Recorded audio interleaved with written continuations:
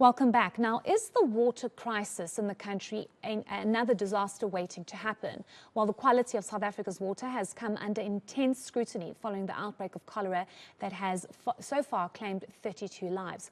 The release of the Blue Drop Water Report this week also showed that half of the country's drinking water has worrying levels of harmful bacteria. Now, the ongoing crisis has resulted in protests that rocked various parts of the country in recent months. Last month, Makanda residents in the Eastern Cape took to the City Hall to demand answers from the municipality on the water crisis in the area.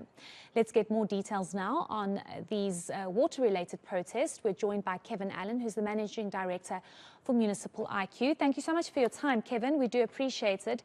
I was born and raised in eMalahleni, and from a baby, we could never touch the water in that town because of the quality and state of the water.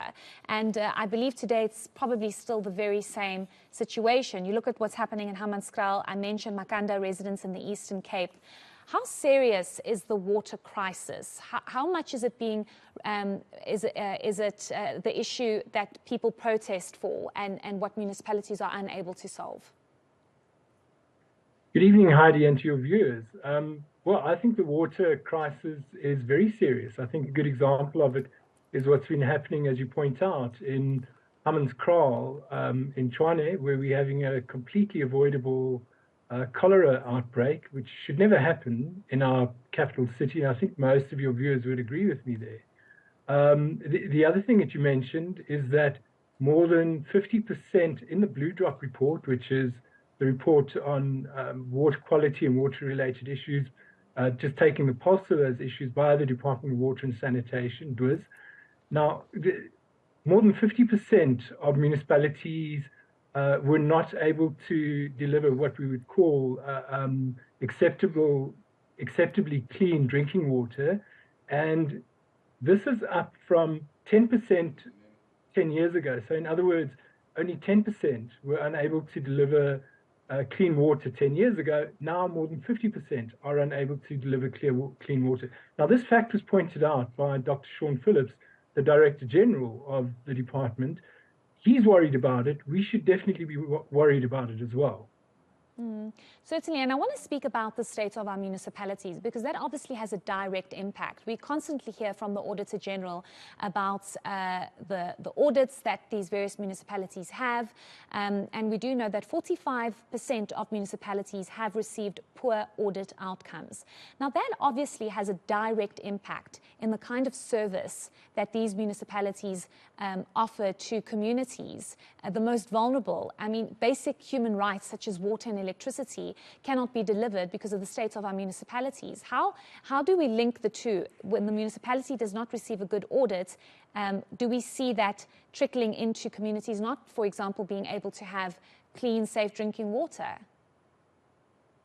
Yes, absolutely. I mean, the two are very much related, and they're both signs of dysfunctionality in municipalities. And it's very clear, depending on how you measure it, but certainly I think most government officials, National Treasury, the Department of Cooperative Governance, others would agree that at least 40% of our municipalities are dysfunctional. That's a huge proportion. You know, it varies depending on what level of functionality you're measuring on what factor. You know, in this case, water, but electricity, etc., and then also auditing, as you rightly point out.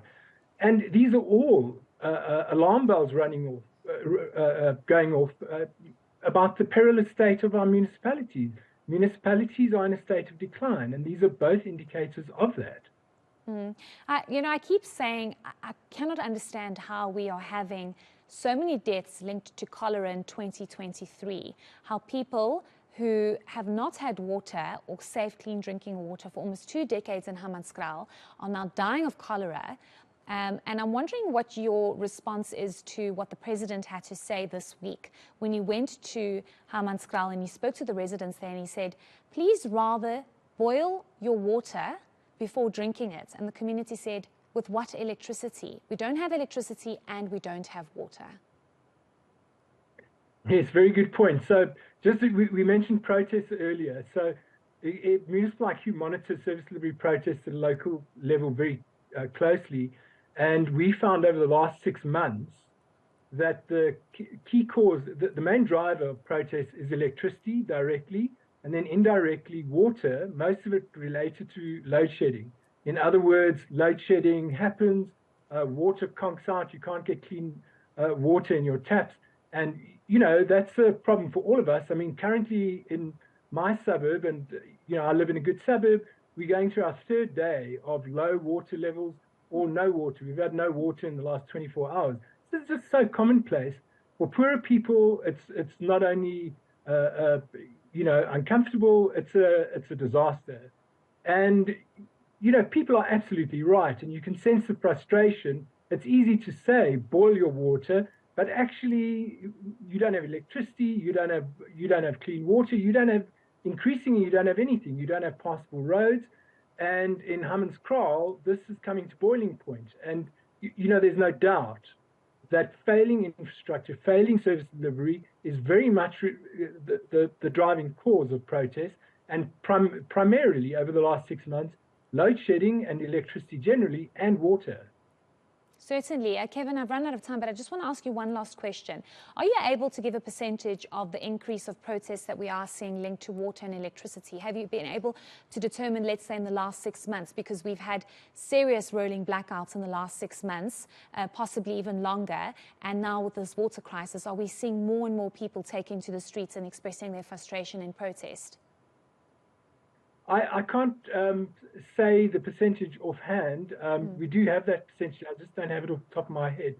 But certainly the increase in electricity and water and sanitation protests has definitely increased by at least 30% over 6 months, probably by about 40 to 50% over a longer period of maybe 8 months to a year. But there's no doubt that the increase is very, very significant. Yeah, very worrying indeed. Our basic human rights are being violated. Thank you so much for your time this evening. That was Kevin Allan, who's the Managing Director for Municipal IQ.